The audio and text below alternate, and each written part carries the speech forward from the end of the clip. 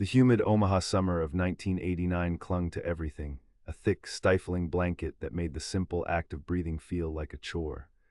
For Tom Miller, a man built for the robust chill of a Nebraska winter, it was a persistent discomfort. But even the heat couldn't dampen his spirit, not when he had Sarah, his wife, and their three incredible kids. Jenny, 11, with her quick wit and burgeoning independence; Mark, 8, a whirlwind of boundless energy and scraped knees; and little Emily, 5, the family's sunshine, her laughter a melody that could chase away any shadow. Tom, 38, was a sales representative for Allied Farm Supplies, a job that often took him across the state's agricultural heartland. It was a good, honest living, rooted in the same soil his family had tilled for generations. His days were a familiar rhythm: early mornings, a quick kiss for Sarah before the kids were up, then the reliable rumble of his Ford Taurus pulling out of their modest Benson driveway. Evenings were sacred, filled with Little League practice, homework battles, and the comforting chaos of family dinner. He was a man of routines, a bedrock in a world that often felt adrift. Yet in the weeks leading up to that fateful August, Sarah had noticed a subtle shift in Tom. Nothing dramatic, no explosive arguments or overt signs of distress, but a quiet, almost imperceptible tension. He'd spend longer hours hunched over paperwork after the kids were asleep, his brow furrowed, a faint scent of stale coffee clinging to him. He'd occasionally vent about a particularly demanding new client in the western part of the state, or the pressure to hit his quarterly numbers. Just the usual grind, hun, he'd dismissively wave off her concerns, forcing a smile that didn't quite reach his eyes. Sarah, a pragmatist by nature, chalked it up to work stress. The late 80s were a boom time for some, but for others the economic tides could be fickle, and Tom was always diligent, perhaps too much so, about providing for his family. He'd never spoken of any real trouble, just the everyday anxieties of a man supporting a family of 5. It was a normal level of concern, nothing to sound an alarm for. The last time Sarah saw Tom, it was a Tuesday, August 15, 1989.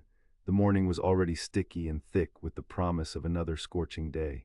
He was heading out for what he described as an overnight sales trip to Grand Island, a 5-hour drive west. Big meeting with the folks at Prairie Harvest Co-op, he'd explained, adjusting the knot of his tie in the kitchen's dim light. Gotta close this one. He kissed Sarah goodbye, a lingering touch that felt, in hindsight, heavier than usual. He ruffled Mark's hair, promised Jenny he'd look at her science project notes when he got back, and scooped up Emily for a quick, tight hug. Be back by late afternoon tomorrow, he promised, his voice a familiar comfort. Don't let your mom miss me too much. Then, the sound of the Taurus engine catching, the crunch of gravel as he backed out, and he was gone, swallowed by the morning haze. The next day, Wednesday, August 16th, unfolded with an ominous slowness. Sarah went about her day, taking Emily to daycare, running errands, preparing dinner. She expected his call around lunchtime, a quick check-in, as was his custom. No call came. By 4 p.m., a knot of unease began to tighten in her stomach. He was almost always punctual. By 6 p.m., the unease had morphed into a cold, prickly fear. She started calling his office, her voice trembling slightly as she spoke to the receptionist, then to his colleagues. No one had heard from Tom since his scheduled check-in call that morning, confirming he was en route to Grand Island. He never arrived at the co-op. His appointments for the day were missed. Panic, cold and sharp, set in. Sarah called the Omaha Police Department. Detective Richard "Rich" Evans, a man whose face seemed etched with the years of human tragedy he'd witnessed, took the call. Within hours, officers were at the Miller house, the bright lights of their patrol cars casting an unwelcome glow on the quiet Benson Street. It was a surreal intrusion into their peaceful life. Sarah, numb with terror, recounted every detail, every memory, trying to find a pattern, a clue, anything that could explain this sudden, terrifying void. The initial investigation was a frantic, desperate scramble. Detective Evans, along with his partner, Detective Linda Hayes, began the painstaking work of piecing together Tom's last known movements. They canvassed the neighborhood, asking if anyone had seen anything unusual. Had Tom been arguing with anyone? Had he seemed troubled? The answers were uniformly bland. He was a good man, quiet, always waved, devoted to his family. The image that emerged was of a model citizen, a family man, with no enemies anyone could pinpoint. They confirmed his last known credit card transaction, a gas station purchased just west of Lincoln, near Interstate 80, on the morning he vanished. After that, nothing. His bank accounts remained untouched. No calls to his home, no frantic messages, no sign of the Ford Taurus, which seemed to have evaporated along with its driver. The planned meetings in Grand Island never happened. Colleagues described him as reliable, professional, if a little stressed lately about sales targets. There was no indication he was planning to disappear voluntarily. Sarah fiercely refuted any suggestion of such a thing. Tom would never leave his children, she'd insist, her voice raw with grief and indignation. He loved them more than anything. Search parties were organized, local volunteers combing the sprawling cornfields and desolate stretches of highway between Omaha and Grand Island. Posters with Tom's smiling face, taken from a family photo, went up in diners, gas stations, and post offices across eastern Nebraska. The vast, flat landscape, usually a comforting sight, now felt menacingly silent, swallowing secrets without a trace. The police, hampered by the technology of 1989, had little to go on. No cell phone pings to track, no extensive CCTV networks, no sophisticated forensic databases. It was boots on the ground, paper trails, and fading memories. Every lead evaporated into thin air. Was it an accident, his car careening off a remote road into a ditch unseen? Was it foul play, a random act of violence, or something more sinister tied to his work? Without a body, without a crime scene, without any witnesses, the questions piled up, unanswered. The weeks bled into months. The official police efforts dwindled, the case growing colder with each passing day. Detective Evans, a veteran of many such cases, felt the familiar pang of frustration, the heavy weight of a family's unanswered prayers. He knew the statistics. The longer a person was missing, the less likely they were to be found alive. Sarah and the children, meanwhile, were adrift in a sea of grief and uncertainty. The house, once filled with Tom's booming laugh and the clamor of family life, became oppressively quiet. Sarah took on extra shifts, scrubbing floors and waiting tables, determined to keep her family afloat financially, even as her heart ached with a constant, dull throb. Jenny, Mark, and Emily grew up under the shadow of their father's absence, struggling to comprehend a world without him. Holidays were especially brutal, the empty chair at the table a stark reminder of what they'd lost. Public sympathy eventually faded, replaced by whispers and speculative theories that gnawed at Sarah's soul. The case was eventually filed away, a stack of reports in a metal cabinet in the cold case unit, another unsolved mystery in the annals of the Omaha Police Department. 13 years crawled by, each one dulling the edges of memory, yet deepening the scar of loss. The calendar pages turned from 1989 to 2002. Jenny was now 24, a college graduate trying to find her footing. Mark, 21, had joined the Marines, seeking structure and purpose that his fractured childhood had lacked. Emily, 18, was preparing for her own journey into adulthood, carrying the quiet burden of a father she barely remembered. Sarah, her hair streaked with more gray, her eyes holding a perpetual sadness, had learned to live with the ghost of Tom.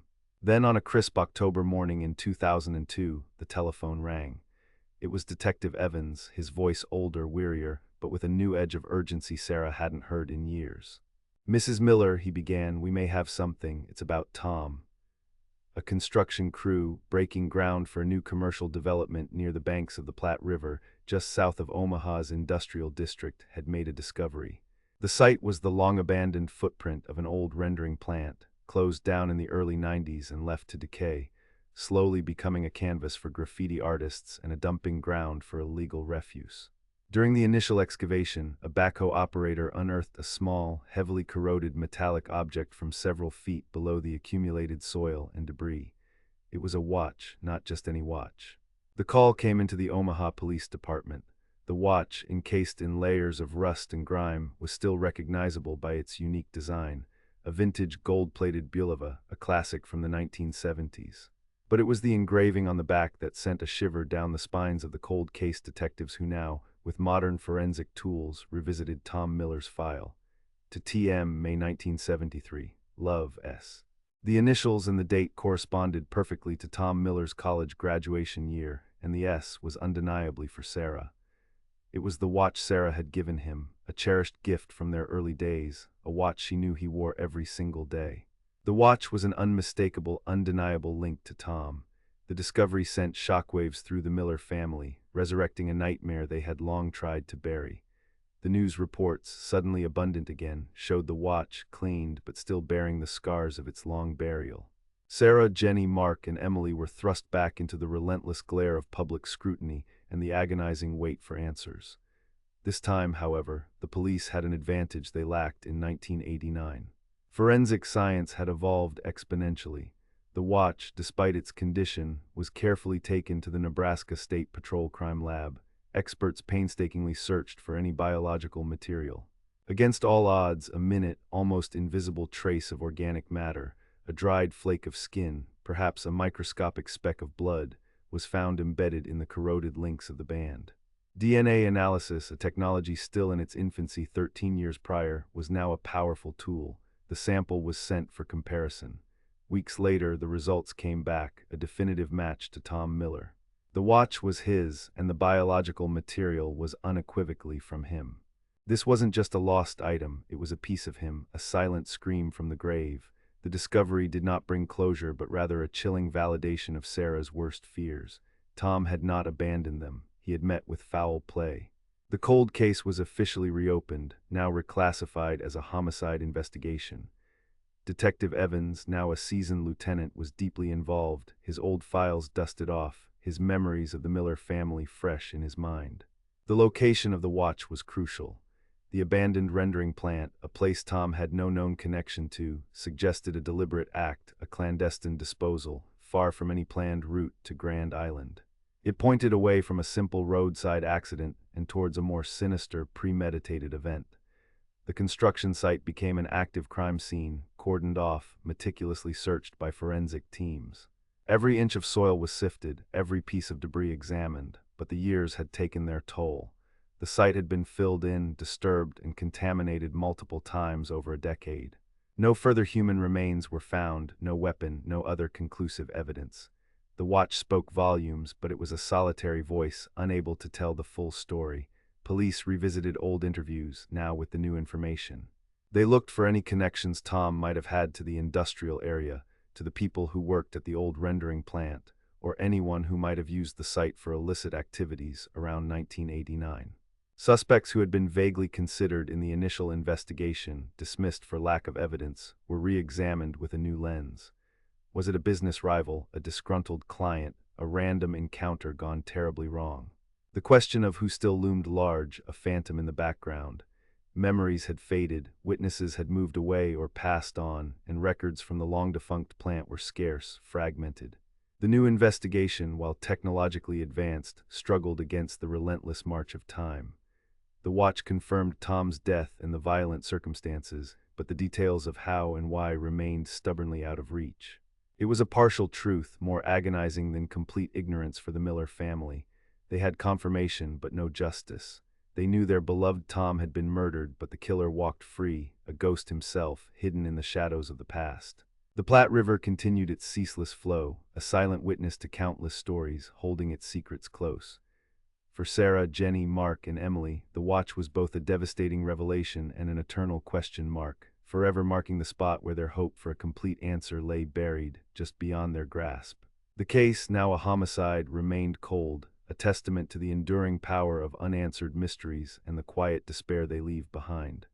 Total characters including spaces, 21,563.